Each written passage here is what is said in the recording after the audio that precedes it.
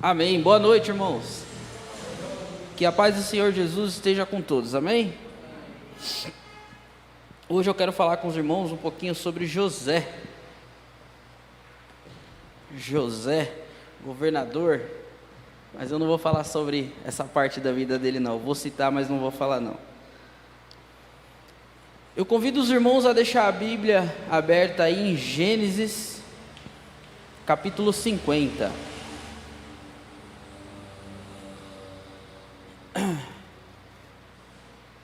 O título da mensagem é O Homem que Não Foi Consumido pelo Processo. Obrigado.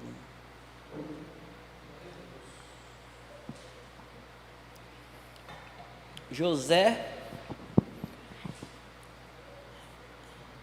foi um cara que passou por um processo, né, desde novinho, um processo bem difícil, mas ele não foi consumido por tudo que aconteceu na vida dele. Então o título é O Homem que Não Foi Consumido pelo Processo. Em Gênesis 50, o verso é o 20. E aqui é José, né, falando para os irmãos deles, né, para os irmãos, né? Todos acharam? E ele diz assim, ó: Vocês planejaram mal contra mim, mas Deus o tornou em bem, para que hoje fosse preservada a vida de muitos. Amém? Eu não sei como que os irmãos chegou aqui hoje, eu não sei como que tá os dias dos irmãos, não sei como é a vida dos irmãos, mas uma coisa eu tenho certeza: todos nós que nos rendemos a Cristo, Deus tem um propósito para nós. José, ele teve o propósito de vida, ele teve que passar por essas situações, porque Deus tinha um propósito que através da vida dele, pessoas seriam, não perderiam a sua vida, vamos dizer assim, né, por fome, pelas necessidades do período que eles viveram. Então Deus, acontece situações na vida de José, que José mesmo fala depois para os irmãos dele, mas isso não foi você, isso foi Deus trabalhando na minha vida, né? Uma mente diferente, né?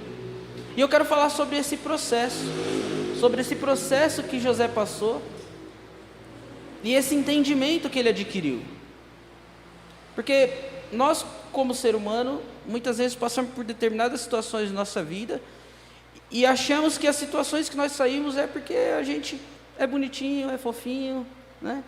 Porque as coisas cooperam, porque as coisas gostam da gente, mas não, é porque tem um propósito. Deus está por trás de toda a situação que muitas vezes a gente passa, e que a gente sai com a vitória, e muitas vezes a gente nem dá ênfase em Deus, né? E José, ele foi um cara que ele entendeu tudo o que aconteceu, e ele, no final de tudo, no meio de tudo, no começo de tudo, ele estava sempre engrandecendo o nome de Deus. Essa noite eu quero falar com os irmãos sobre José, mas eu não quero falar sobre a pessoa dele, eu quero falar sobre o propósito, o processo que ele passou, e sim sobre o fato dele se manter firme nas promessas e crendo que Deus é suficiente em sua vida. Eu quero falar dessa parte de José. A trajetória de José, ela vai de Gênesis 37 até o 50. E a trajetória de José não é sobre o Egito, é sobre a fidelidade de Deus. Quando a gente olha para José, não é o José por José, é porque é Deus sendo fiel na vida dele, sabe? É sobre a fidelidade de Deus. É sobre Deus honrar aquela promessa lá em Abraão: ó, eu sou contigo, né? Sai da tua parentela e vai para o lugar que eu te mostrarei, que eu sou contigo.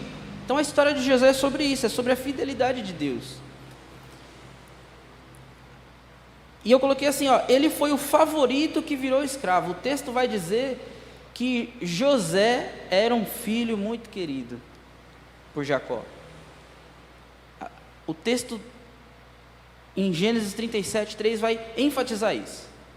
José era querido, ele tinha um carinho especial, porque era da esposa que Jacó se comprometeu em trabalhar para casar com ela. E eu coloquei o administrador que virou prisioneiro, mas ele não foi administrador por último, foi governador, mas tinha um propósito. ele era um administrador, mas antes dele chegar na conclusão desse propósito, antes dele chegar no mais alto topo, ele precisou primeiro passar por algumas situações. O administrador que virou prisioneiro. José provou que a promessa não depende do cenário, porque José teve nos piores cenários que a gente pode imaginar, né? Até falar que ia matar ele, falaram, vamos matar ele aí logo. Não, vamos colocar ele numa cova aí, vamos pôr ele num poço. Então José passou por cenários difíceis. José teve que ver a mão de Deus agir sobre a vida dele na prisão. Teve que ver a mão de Deus agir sobre ele lá na casa de Potifar. Então José passou por situações difíceis. Foi vendido como escravo. E acho que quando ele foi vendido como escravo, ele foi, José, você é bonitinho. Não, deve ter apanhado, deve ter sido empurrado, amordaçado, deve ter sido chutado. Escravo. É tratado como escravo, independente se você é bonito ou não. Se você tem uma boa afeição ou não. Não é um rei, né? Não era o José governador, que aonde ele chegasse, ele era a segunda voz ativa ali, né? Não era esse cara ainda. Era um cara comum que ninguém conhecia. Era o José, o sonhador, que despertava a inveja, a ira dos irmãos lá desde novo. É esse cara que foi vendido como escravo e foi tratado como um escravo qualquer. Então José provou que a promessa não depende do cenário, mas a promessa ela depende de quem a fez. E quem fez as promessas na vida de José? O próprio Deus. Não é assim? Em sonhos, não é? O próprio Deus promete a ele. Ele não se dobrou à injustiça dos irmãos, nem ao assédio no Egito. Ele se manteve firme porque sabia que Deus era o suficiente. Mas quem é esse cara? Em Gênesis 37:3 vai dizer que José era o filho preferido de Jacó. E Jacó dá até uma túnica para ele, para mostrar a diferença. Mostrando, esse daqui é o meu preferido, né? Aí a gente pergunta para os nossos pais hoje, qual é o filho preferido? Não tem. Jacó tinha um preferido. Aí você vem falar que não tem um filho preferido? Não é brincadeira. Em Gênesis 37, do 5 ao 11, fala sobre o sonho que ele teve, da família dele, né? Se curvando diante dele, e ali gera uma certa inveja, um desconforto, né? Em Gênesis 37, 28, ele é vendido como escravo, mas antes de ser vendido, tem toda uma história. Os irmãos, né, por raiva, inveja, o que nós vamos fazer com esse sonhador aí, né? A gente é mais velho e ele quer comandar a gente, vamos matar ele, vamos falar que foi um bicho, não é assim a história? Em Gênesis 39, no Egito, ele torna-se administrador da casa de Potifar. Aqui acontece uma coisa bacana depois de tudo que acontece, né? Mas em seguida, em 39, do 12 ao 20, ele rejeita, né, as investidas da esposa de Potifar. Ela olha para ele e fala, poxa, você é bonita, hein, cara? Você é bacana, hein? E aí ele fala, mas meu senhor falou que eu posso tocar em tudo na casa, mas sobre você eu não tenho permissão de tocar. E ele passa toda uma situação e vai preso, né? Em Gênesis 40, aí Deus com ele novamente, agora num outro cenário, né? Na prisão ele interpreta os sonhos do copeiro e do padeiro do rei, né? Ele interpreta, olha, daqui a alguns dias o rei vai te chamar de volta e você vai voltar a trabalhar lá. E, cara, infelizmente você daqui a alguns dias você vai morrer e já era. Não é assim que acontece? Ele interpreta. E aí passa algum tempo, em Gênesis 41, ele vai lá e interpreta o sonho do faraó. O faraó já tinha consultado todo mundo, explicou o sonho, ninguém sabia o que era. E aí, um dos que estava com ele na prisão fala para faraó, tem um rapaz lá na prisão, que interpretou meu sonho, interpretou do outro, aconteceu exatamente o que ele falou, o senhor poderia dar uma chance para ele, quem sabe? Olha aí Deus agindo, né? E ele lá na prisão, cenário totalmente, né? Aí no 41 ainda, ele é nomeado governador, depois que ele vai lá e interpreta o sonho de faraó, e faraó fala assim, é isso, essa é a verdade do sonho. E aí Faraó eleva ele. Ali é Deus sobre a vida de José. Em nenhum momento foi José por José. Foi Deus sendo com José. Porque tinha um propósito, tinha um processo que tinha que acontecer na vida dele. E aí a gente sabe da história. Lá no 45, ele revê os irmãos, né? Passa por toda uma situação, prega umas peças de teatro nos irmãos, né? Deixa um preso, engana outro, ele fica brincando com eles até ele se revelar 100% ali, né?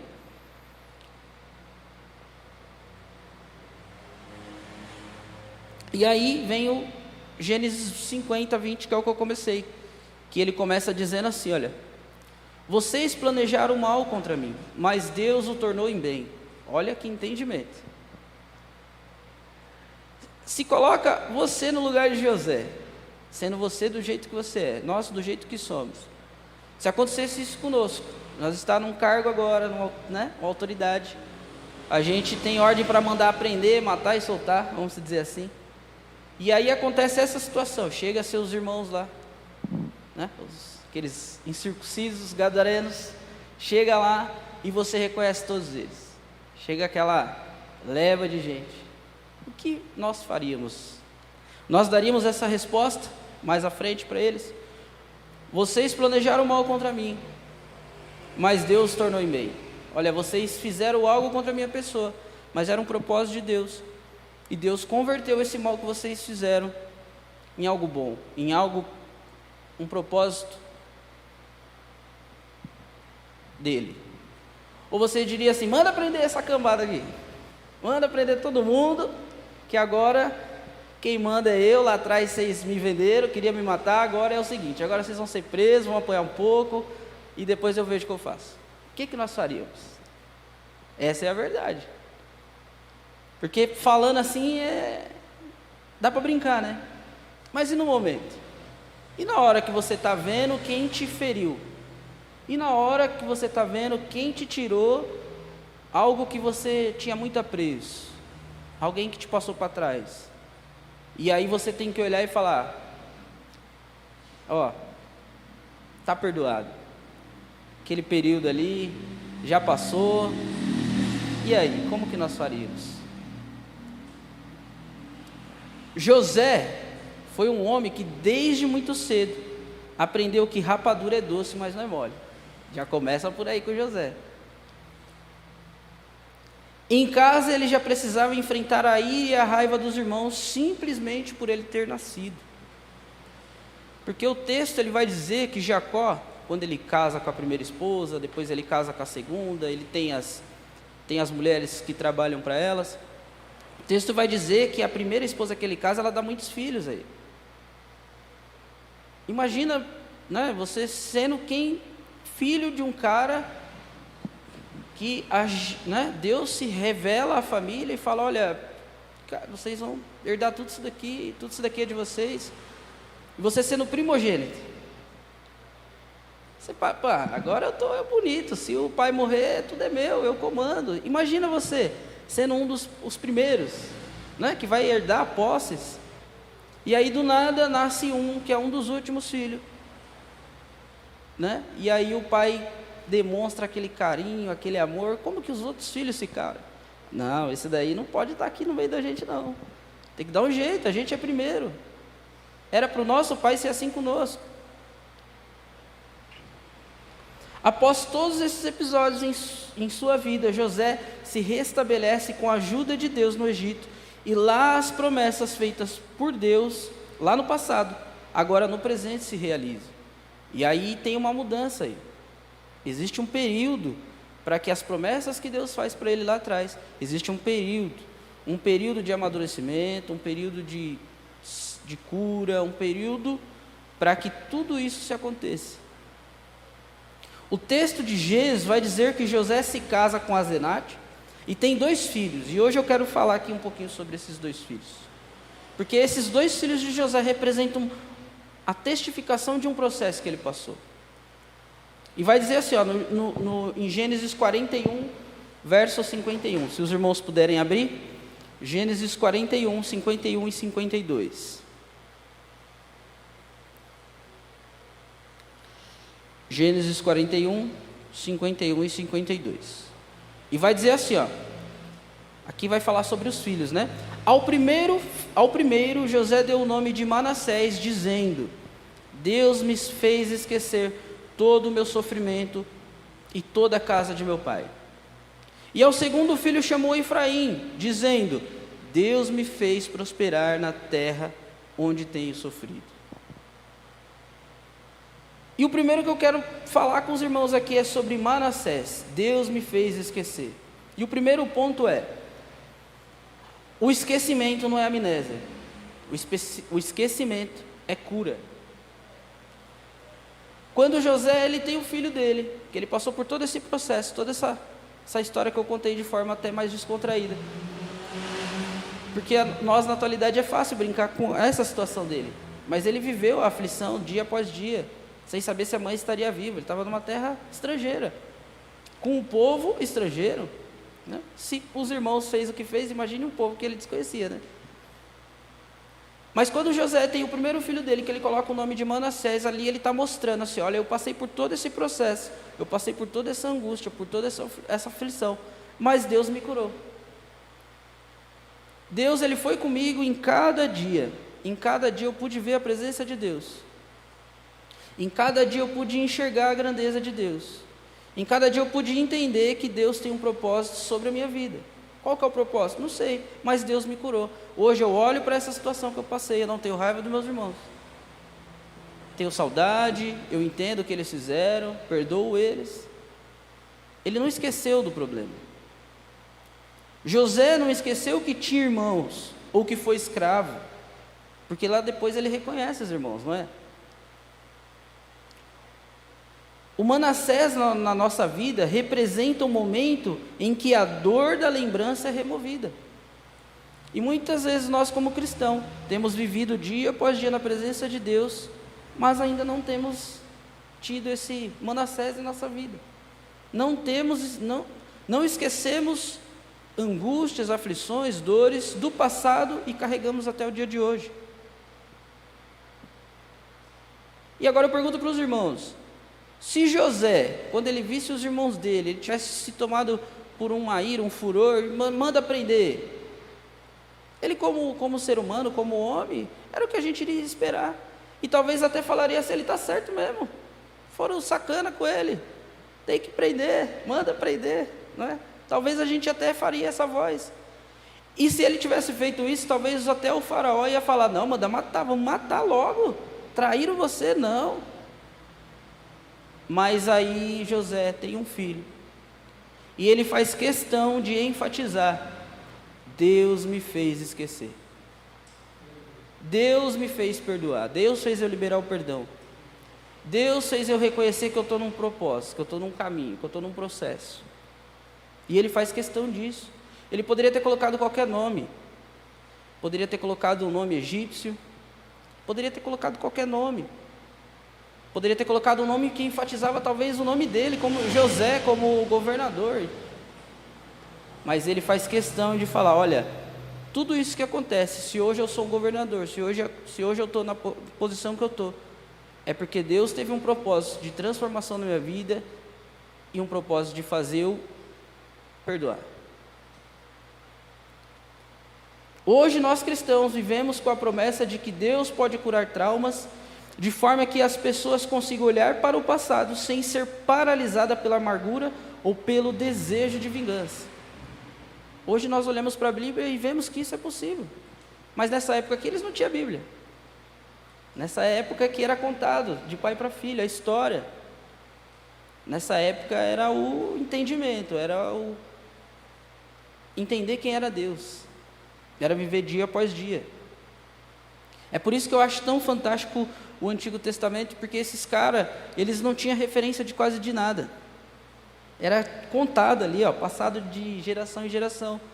Esses caras escutavam uma voz, sentiam um vento, uma brisa, uma sarça, começava a falar com você ali, e você entendia quem era Deus, e você começava a seguir. Hoje nós temos vários recursos para ver quem é Deus, o que Deus fez, né?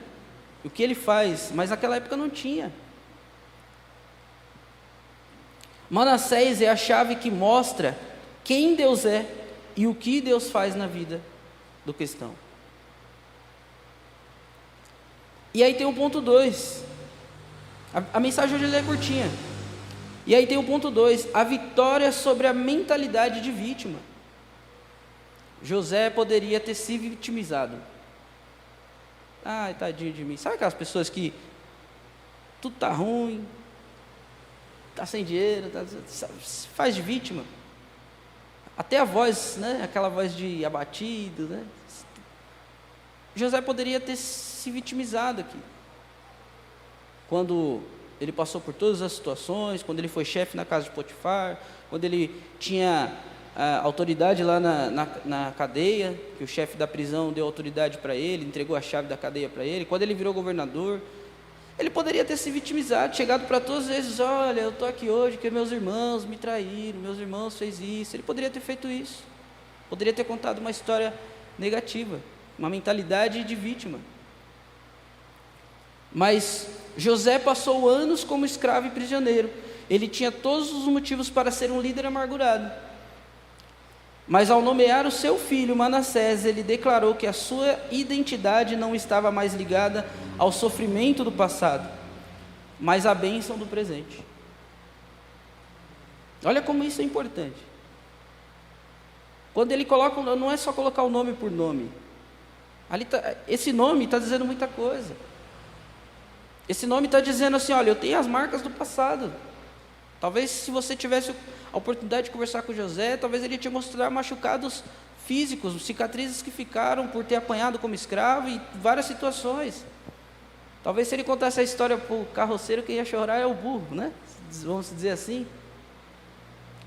Mas ele não se conteve com essa vitimização. Ele entendeu e enxergou quem era Deus em toda essa situação angustiante que ele passou. Ele não olhava lá para o passado e eu podia ser isso na casa do meu pai, ele não olhava com esses olhos.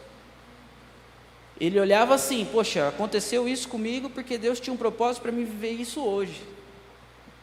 Quando ele coloca o nome de Manassés, é isso que ele está dizendo. Olha, Deus me curou. E se Deus me curou, Deus pode curar meus familiares, Deus pode curar meus irmãos, Deus pode mudar aquela cabeça, aqueles corações. É isso que ele está querendo dizer. E aí vem o ponto 3, porque José tem um segundo filho, Efraim. E o ponto 3 é focar na terra da aflição, que deu frutos. Observa, José ele foi para um outro lugar. Tinha todo um propósito. Em Gênesis capítulo 50, verso 20, ele diz assim, na parte B, vou ler todo. Vocês planejaram mal contra mim, mas Deus o tornou em bem, para que hoje fosse preservada a vida de muitos. Tinha um propósito ali. Focar na terra da aflição, que deu frutos. Logo após Manassés, José teve Efraim. E mais uma vez, José mostra por que Deus era com ele. No primeiro filho, ele coloca o nome de Manassés. Deus me fez esquecer. O significado, né? O segundo filho, ele coloca Efraim. Deus me fez crescer na terra da minha aflição. E mais uma vez, José exalta Deus. Lá atrás, olha, por tudo que eu passei, Deus me fez esquecer. Hoje, por tudo que eu tenho, todas as minhas conquistas, Deus me fez prosperar. Foi uma mudança de chave. É como eu disse, se José tivesse contado a sua história triste para Deus e o mundo, todo mundo talvez ia chegar nele, poxa José, que história triste, que difícil. Mas não, ele preferiu olhar além do processo, entender aonde aquilo poderia o levar, porque ele tinha uma promessa, ele tinha algo aonde buscar forças, tinha Deus. Logo após Manassés, José teve Efraim. Deus me fez crescer na terra da minha aflição. E aí eu pergunto para os irmãos, né? Quantas são as vezes que Deus nos abençoa, que Deus se mostra a nós, e nós estamos passando uma situação, um período de aflição pura ali. Estamos num lugar onde muitas vezes nós não queríamos estar, e Deus, dia após dia, tem mandado maná para nós. Se nós olharmos a vida de José, é a vida de todo ser humano. Passa por situações, por dificuldades que não queria passar, que não almejava passar, né? Mas o que vai mudar é como nós reagimos diante disso. É por isso que murmurar é muito difícil, ficar reclamando de tudo. Já pensou se José fosse um reclamão? Talvez não. Quem seria José? Né? A ordem é importante. Primeiro precisamos de um Manassés, deixar o passado ir. Primeiro a gente precisa de entender isso.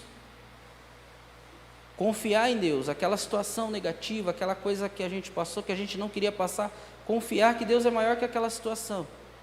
Deixar lá para trás. Usar aquilo talvez como uma experiência, mas não ficar vivendo ali. Se você ficar vivendo ali, você não vai viver o presente, você nunca vai viver o melhor de Deus.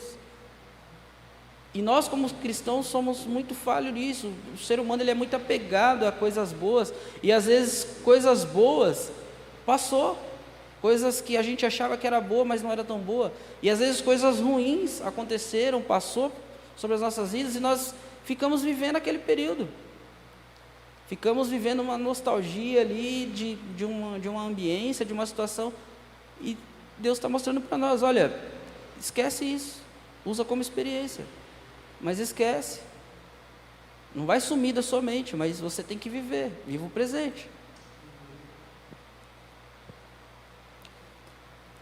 A ordem é importante. Primeiro, precisamos de um Manassés, deixar o passado ir, para depois ter um Efraim, prosperar plenamente em Cristo.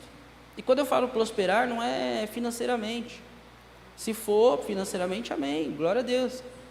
Mas é prosperar em Deus. É as pessoas olharem e ver que você é um bom fruto diante do Senhor, né? É isso, é qualidade de vida em Cristo. Muitas vezes nós cristãos não conseguimos crescer ministerialmente ou pessoalmente, porque ainda estamos presos a situações que não era para estar mais preso. E eu coloquei, né, a casa do pai, às vezes é mágoas familiares, irmãos, tem família aí que não pode estar junto, que sai cada arranca-rabo, e aí às vezes tem situações que acontecem, que a pessoa nunca mais consegue sair, viver, porque tem uma mágoa com o tio, com o primo, que falou que não gostou do patê, não gostou do pavê, e aí a pessoa, ela coloca aquilo na cabeça, ela vive aquilo ali. Ah, vai ter uma festa, fulano vai estar lá, não vou porque dia tal, horário tal, confraternização tal, ele fez isso e deixa para lá, né? E eu não estou falando de pessoas que não conhecem a palavra de Deus, estou falando de pessoas que conhecem a palavra. Isso é muito difícil, muito delicado. E eu coloquei, Manassés é o processo de liberação emocional necessário para viver o Efraim, para viver prosperidade de Deus, para viver que Deus tem para nós. Para José conseguir passar por tudo isso daí, ele teve que, dia após dia, se desprender do passado. Você acha que foi fácil para ele nos primeiros dias? Imagina o desespero, ser vendido como escravo, ser jogado num buraco lá e escutar os irmãos falar que quer matar, que você não vai matar. Imagina o desespero. Ele lá, pô, esse povo é doido, meu, esse pessoal aí vai acabar fazendo alguma coisa ruim comigo mesmo. E todo mundo querendo a mesma coisa, só um que fala, não, gente, pelo amor de Deus, não vamos matar não, vamos pôr aqui no buraco, vamos decidir o que nós faz depois. Imagina. E aí depois você é vendido como escravo, você não sabe se amanhã você está vivo, você não sabe se tem comida, se vai ter água. Imagina a situação. Imagina como que foi para ele difícil, quando ele viu os irmãos dele, que ali foi a prova dos 9 ali foi a prova real. Quando ele viu os irmãos dele, a sensação era de alegria, era de raiva, o que era? Será que na cabeça dele não ficava, poxa, se eu ver meus irmãos, o que eu vou fazer? Se eu ver meus irmãos, o que vai acontecer? Será que alguma vez na vida dele ele andou com um pedaço de porrete e falou, se apareceu nos meus irmãos aqui hoje, eu pego ele? E se acontecer? São situações que a gente imagina a situação dele. Mas aí quando a gente olha para esse cara, e a gente vê que ele passou por tudo isso daí, por todo esse propósito, por todo esse processo difícil. E esse cara, quando ele tem oportunidade, a primeira coisa que ele faz é exaltar o nome de Deus. Esse cara só podia ser quem ele foi. E aí eu coloquei o ponto 4, que aqui é o fechamento. A soberania de Deus sobre o mal. A experiência de Manassés ensina a nós cristãos que Deus tem o poder de reescrever a narrativa. José, quando ele sonha, quando ele tem Deus se revela a ele em sonhos, ele era muito novo, muito menino, conta para todo mundo tudo o que ia acontecer. E gera maior rebuliço. E aí ele passa por todo um processo de preparação, por todo um processo fora da família. Que talvez se ele tivesse na família para passar aquele processo, talvez ele não conseguiria passar com excelência. E aí é uma coisa que nós muitas vezes temos que olhar para nós, que às vezes o meio que nós estamos nos desmotiva de tal forma que faz a gente não buscar o melhor de Deus, não buscar a excelência de Deus, não se anelar mais com Deus. Então José ele foi separado para passar por todo um processo para algo grande lá na frente, para se cumprir o que Deus tinha prometido para ele. E tudo isso que Deus prometeu para ele aconteceu na vida dele de uma forma, vamos dizer assim, muito negativa. Só que Deus é Deus. Deus ele tem o poder de reescrever a narrativa. Deus tem o poder de reescrever a nossa história. Talvez somos aquela pessoa que todo mundo da família olhava e falava, esse não tem futuro não, hein? Passou dos 14 anos, dos 15 não passa. Aí 17 anos, tá durando esse, hein? 17, talvez nós somos essa pessoa. Mas aí Deus vai lá e se mostra a nós, se revela a nós e tem uma mudança de vida. Deus tem o poder para fazer isso. O que era para ser uma história de vergonha tornou-se uma história de governo.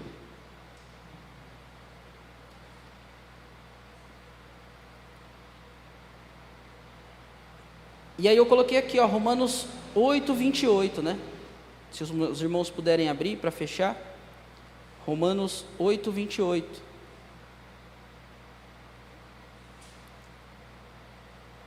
É um versículo que eu gosto muito. O processo de Manassés e Efraim, na verdade é o entendimento de Romanos 8, 28. Sabemos que Deus age em todas as coisas para o bem daqueles que o amam, dos que foram chamados de acordo com o seu propósito. Tudo isso que José passou, toda essa situação que ele teve que ser moldado, mudado, ter entendimento. E lá no final de Gênesis, no capítulo 50, versículo 20, ele diz isso, que tudo que ele passou foi para que pessoas pudessem viver. É isso daqui, Romanos 8, 28. Todas as coisas cooperam para o bem daquele que ama a Deus. Manassés é o testemunho de que Deus deu um novo capítulo. Manassés é o testemunho de que Deus deu um novo capítulo que faz o sofrimento anterior parecer pequeno diante da glória atual. E aí eu coloquei um fechamento. Manassés é o testemunho vivo de que Deus tem o poder de reescrever uma nova história. Qual história? A nossa história. O que era para ser vergonha virou governo. O que era para ser morte virou preservação de vida. Se Deus é o suficiente para você hoje, Ele transformará a sua dor em um novo capítulo de vitória. Amém? Que nós possamos sair daqui hoje com a certeza que tudo que passa em nossas vidas é um propósito, é um processo de Deus. E que esse processo tem que ser feito como José fez. Acreditar na fidelidade de Deus, para que todas as coisas que aconteçam com nós é para o propósito de quem ama Cristo. Amém? Curva a cabeça, fecha os olhos, chama o pastor Rai. Senhor Deus e Pai, Pai amado, Pai querido, agradeço, Senhor Deus, por ter trazido essa mensagem, uma mensagem, Senhor Deus, que nós precisamos de ouvir. Uma mensagem que muitas vezes mostra para nós que perdoar é o caminho de anelo e aproximação com o Senhor. Ó Pai amado, que nós possamos, Senhor Deus, olhar para essa história de José, para a maneira como ele o adora, em colocar o nome dos filhos, mostrando que o Senhor estava com ele, que o Senhor quem fez as situações no qual ele passou e ele venceu. Ó Pai, que nós possamos olhar para esse homem e entender que o caminho é um caminho de anelo e de amor ao Senhor. Que nós possamos sair daqui hoje, Senhor Deus, com a certeza de que o Senhor é conosco. É isso que eu peço a Ti nesta noite de quarta-feira, em nome do Pai, do Filho e do Espírito Santo de Deus. Assim seja e amém. Amém.